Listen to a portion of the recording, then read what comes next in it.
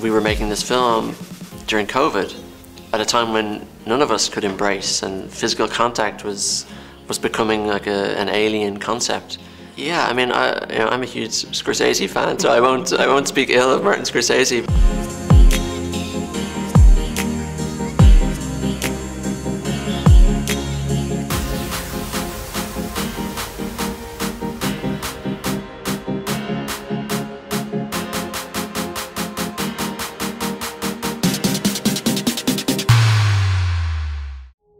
Wie lange sollen Sie sie denn nehmen? Bis nach dem Baby? Na, Sie nehmen sie so lange Sie wollen. Nein, sowas. Nun schau sich einer das Mädchen an. Na, komm zu mir. Ich mag dich doch mal genauer ansehen. Sean? Ah, Kite geht jetzt ins Bett. Kite! Kite! Du darfst nicht ohne was zu sagen weglaufen. Hast du verstanden, Mädchen?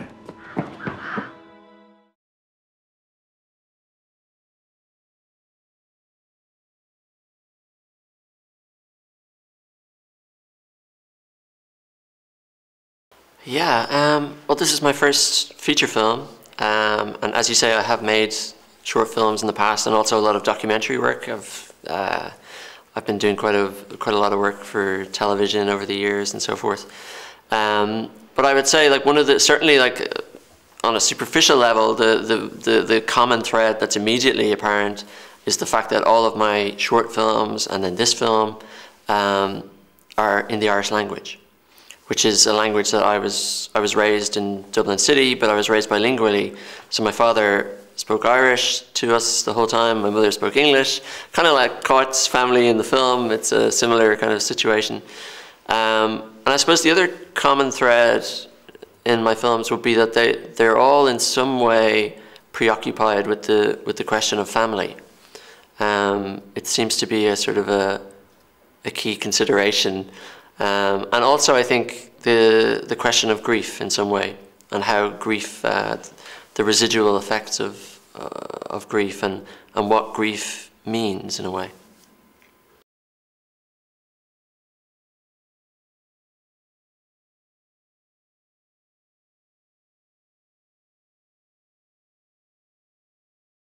So I would say the primary difference is that I had to expand the story ever so slightly in order to fit the canvas of a feature film.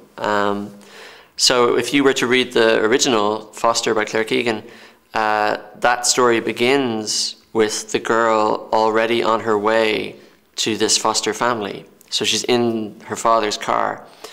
And it's told in first person, so she's narrating the story, the girl. So she's able at certain points to sort of reference things from her past. So you get some sense of the family that she's come from, because she'll mention certain things, or she has almost like little brief memories, you know, these sort of flashes, like you might see in a Christopher Nolan film or something, just these little moments. And you kind of build a picture from that of where she's come from. But I didn't want our film to include any flashbacks, for instance. I wanted the film to be a straight line that you experience as an audience. So to me, the solution to that was to actually create that portrait of the environment that she's come from, so that you then appreciate the difference of what she's experiencing when she goes to the Kinselas. And in a weird way, as an audience then, you start doing what the narrator is doing in the original source material, because as an audience, you now kind of have those memories of what it is she's come from. So that would be the primary difference, I would say, in terms of the original versus the film.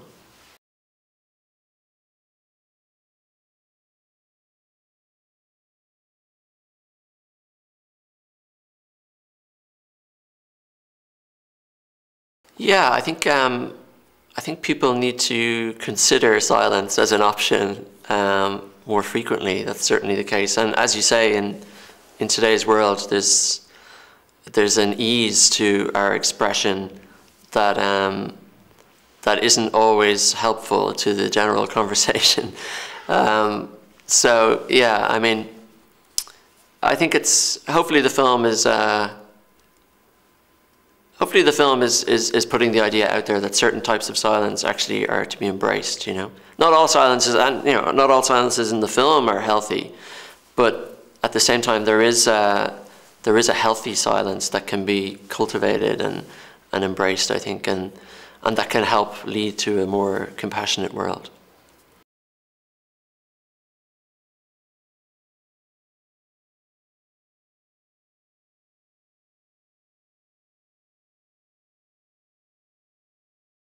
Well, I hope that the film isn't passing that judgment, in that I think that the film is just being honest about the challenges that people face based on their socioeconomic standing, and that Ireland of that era, where you had a situation where contraception was incredibly difficult for families to access, and you had large families who were under enormous pressure in terms of the very fact that there are so many of them, but also the fact that it was quite an impoverished country, and there are sort of generational issues that were plaguing many families in Ireland. For instance, in Caught's family, you have her father who has issues with alcoholism and gambling and so forth.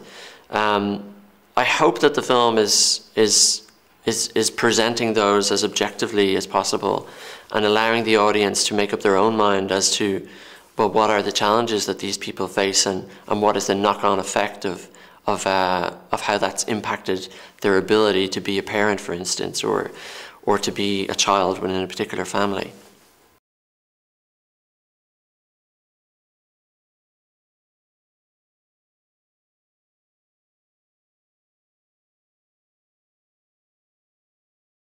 The first moment was extraordinary because we had all gathered, all of the crew and the cast. We rented like a cinema in Dublin and watched the live stream of the nomination announcement, and I was very nervous a few minutes, but it was just pure joy. It was an extraordinary moment, and obviously a very historic moment for an Irish language film to have achieved that recognition. And for us as Irish speakers, and many of the people involved in the making of the film are Irish speakers, and the Irish language is a struggling language. I mean, it's on UNESCO's list of endangered languages. So it was a huge moment, for us culturally as a nation, and in terms of our cultural identity being given a platform. It was a moment of huge meaning.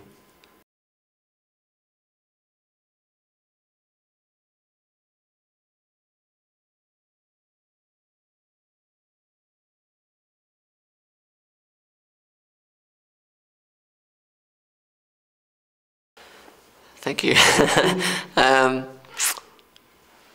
Yeah, I mean, I'm a huge Scorsese fan, so I won't speak ill of Martin Scorsese. But I think it helped that the source material that I was working with was in itself very contained, and as I mentioned, like, I had to actually expand it slightly in order to fit the demands of a feature film. But yeah, I do think it's.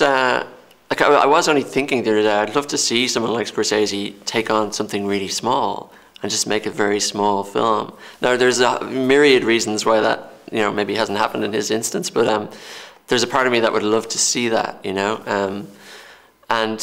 maybe, from my point of view, it was like my first feature film as well, so it makes sense to start with something that has a certain humility to it, perhaps. But having said that, I am quite drawn to stories that can take something that's almost like miniature, and but then create something that has a much greater magnitude in a way, certainly on an emotional level.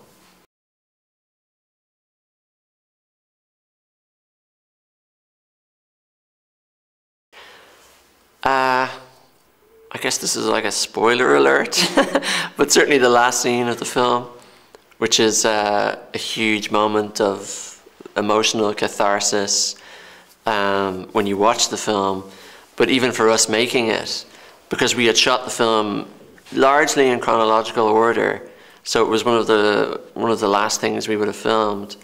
It was actually enormously emotional just to watch that take place.